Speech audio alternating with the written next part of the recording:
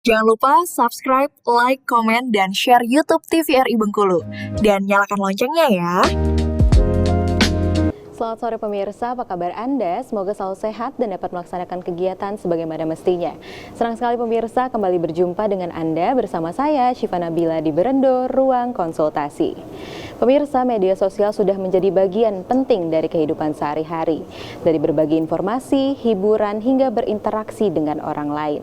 Namun, di balik berbagai manfaatnya, terdapat fenomena validasi sosial. Untuk itu hari ini kita akan membahas terkait dengan validasi sosial dan media sosial. Tentunya dalam perbincangan kita pada sore hari ini, saya sudah ditemani dengan dua orang narasumber kita yang sudah sangat kompeten di bidangnya.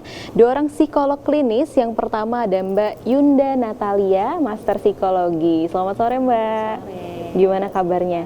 Alhamdulillah sehat. Udah cerah nih kayaknya, sangat sehat nih. Kalau udah ngobrol sama Mbak kayaknya udah semangat sekali nih sih Mbak terkait dengan validasi sosial.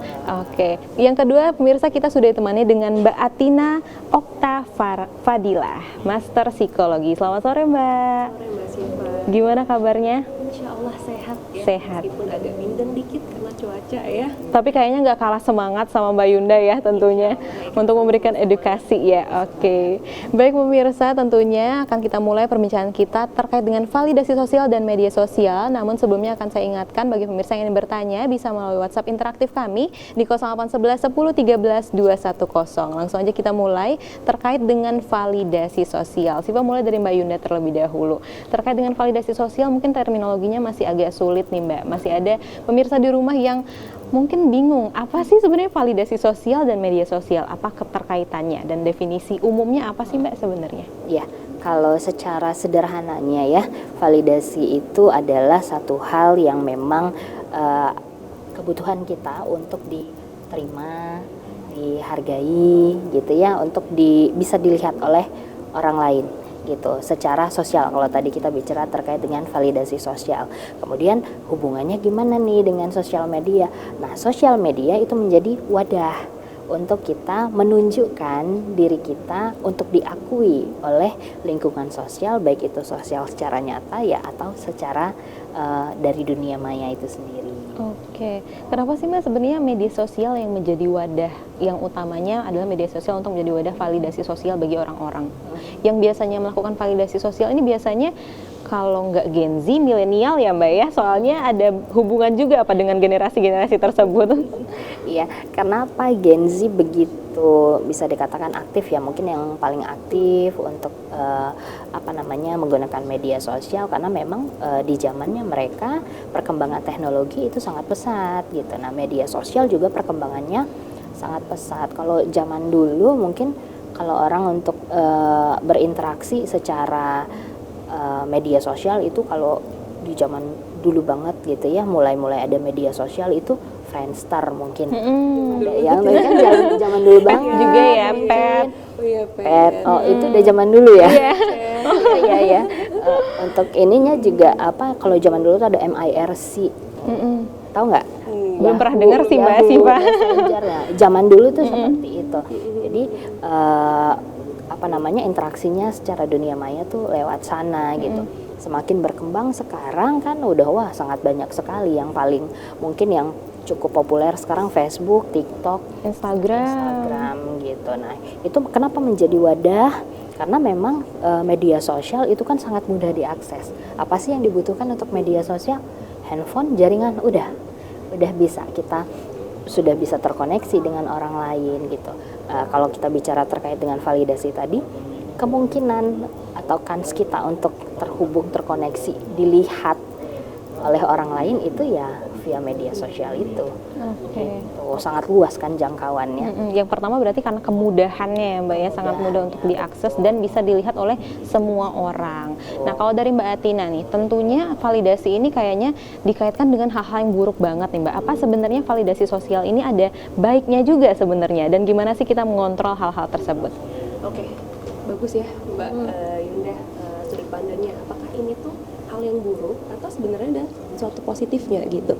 Jadi kita sempat ngobrol di belakang ya bahwa apapun itu ada dua sisinya, ada positif, ada negatifnya. Sebenarnya kalau kita mau lihat buruknya itu akan jadi edik ya enggak. Jadi kita seeking for validation terus ya. gimana caranya supaya foto aku tuh di like-nya banyak, ya, gitu kan.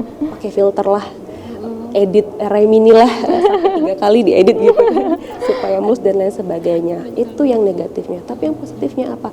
Oh ternyata angka like, angka share, komen itu bisa boosting your self esteem, bisa meningkatkan kepercayaan diri. Kenapa? Ketika kita dapat, sebenarnya kan itu pengakuan ya, kata Mbak Yunda tadi kan, validasi itu. Kita nih diakui nih, oleh siapa? Oleh sosial. Sejatinya apa? Manusia ini kan makhluk sosial. Ya, jadi kebutuhan untuk diakui secara sosial itu nyata adanya dan alamiah. Sehingga ketika kita menggunakannya secara bijak, sebenarnya itu bisa jadi happy pills loh, gitu.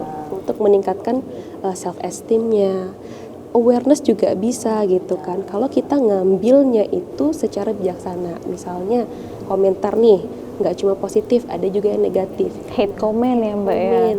Kalau kita lebih bijak dalam bersosmed, hate comment itu bisa jadi evaluasi. Nah gitu, jadi sebenarnya tergantung nih, kita tuh mau lihatnya dari sudut pandang mana. Ada baiknya, ada buruknya.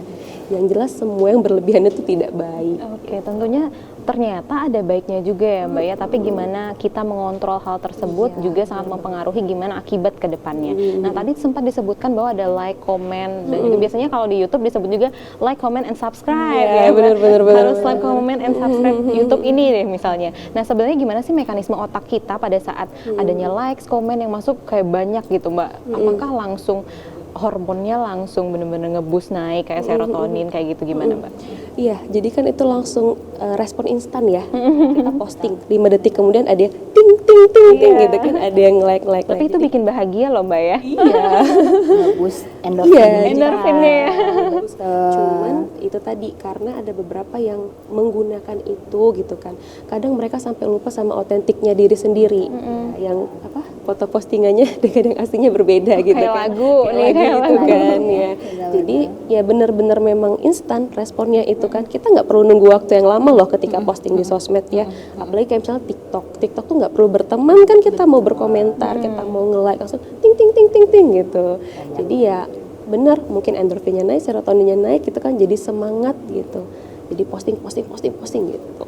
Oke, tapi kalau misalnya edik juga nggak terlalu baik tentunya, sesuai dengan pesan Mbak Atina tadi ya Mbak ya. Tentunya kalau misalnya Siva bilang gini Mbak, kalau kebutuhan validasi ini merupakan kebutuhan alamiah, itu benar nggak sih Mbak? Kalau dari Mbak Yunda gimana? Betul, karena begini, kalau kita bicara keterkaitannya dengan teori Maslow ya, Iya. kalau ini ya, Ada teorinya ternyata. itu punya piramida kebutuhan. Ada piramida kebutuhan. Ya, piramida kebutuhan. Jadi yang paling bawah tuh apa? Makan, minum, gitu ya. Pakaian, fisiologis. Nah, kemudian ada lagi kebutuhan untuk merasa aman, ya. Kemudian ada lagi kebutuhan untuk dicintai. Nah, kemudian ada lagi kebutuhan dihargai tadi. Nah, yang paling tinggi itu aktualisasi diri. Nah, di mana nih tempat validasi? Validasi itu ada di kebutuhan belongingness tadi yang kita dicintai, dilihat gitu ya. Kemudian sama yang tadi kebutuhan untuk dihargai itu tadi. Kalau misalnya posting, di likes, di komen, esteemnya naik. Ternyata secara memang sudah ada teori artinya sudah ada penelitian gitu ya terkait dengan itu, memang kebutuhan termasuk kebutuhan alamiah yang dimiliki oleh manusia. Kembali lagi, manusia makhluk sosial. Interaksi kita secara sosial menumbuhkan apa? Merasa kita aman, merasa tidak sendirian, merasa dihargai orang lain. Nah, kebutuhan-kebutuhan itu yang akhirnya saat ini bisa didapatkan melalui media sosial. Walaupun memang ada kebutuhan lainnya juga. Ternyata media sosial bukan sekedar butuh pengakuan aja, tapi sekarang kan ada namanya FB Meta. Karyawan Meta. Artinya itu mau kebutuhan mana? Ternyata bukan cuman kebutuhan dihargainya saja, kebutuhan dilihatnya, bertemannya saja, tapi kebutuhan dasar juga Masuk, terpenuhi gitu, karena kan menjadi pekerjaan. Oke, tentunya ini merupakan kebutuhan juga ya Mbak, kebutuhan dasar untuk manusia. Baik pemirsa, akan kita lanjutkan setelah jeda iklan berikut ini. Tetap bersama kami di Berendo Ruang Konsultasi.